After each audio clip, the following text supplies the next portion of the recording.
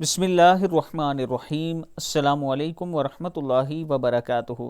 مخالفین کے دباؤ کے وقت پڑھی جانے والی دعا پہلی ہے ربی انی مغلوب فانتصر، اے میرے رب بے شک میں مغلوب ہو گیا ہوں، اب تو ہی ان سے میرا بدلہ لے گا۔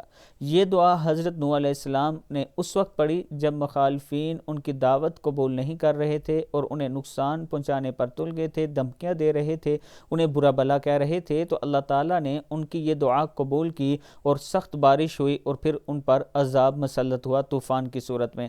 دوسری دعا ہے دین کے کاموں میں رکاوٹیں دور کرنے کی دعا۔ اللہم فاطر السماوات والارض عالم الغیب والشہادت انت تحکم بین عبادک فیما کانوا فیہ یختلفون، اے اللہ آسمانوں اور زمین کے بنانے والے، پوشیدہ اور ظاہری سب کچھ جاننے والے، تو ہی اپنے بندوں میں ان باتوں کا فیصلہ کرے گا جن میں وہ اختلاف کر رہے تھے۔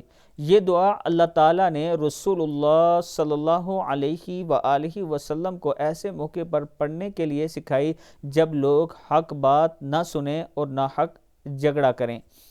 تیسری دعا ہے خاتمہ بالخیر کی، فاطر السماوات والارض انت ولی فی الدنیا والآخرہ توفنی مسلما والحقنی بالصالحین، اے آسمانوں اور زمین کے بنانے والے، تو ہی دنیا اور آخرت میں میرا حقیقی کارساز ہے، مجھے اپنا فرمانبردار بنا کر اس دنیا سے اٹھا اور مجھے نیک لوگوں سے ملا دے۔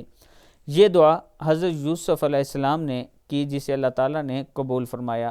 رزق میں برکت کی دعا، اللہم ربنا انزل علینا مائدۃ من السماء تکون لنا عیدا لاولنا وآخرنا وآیۃ منک وارزقنا وانت خیر الرازقین، اے اللہ اے ہمارے رب ہم پر آسمان سے کھانے کا دسترخوان نازل فرما جو ہمارے اگلوں پچھلوں کی عید ہو اور تیری قدرت کی نشانی ہو، اور ہمیں روزی دے، تو ہی بہترین روزی دینے والا ہے۔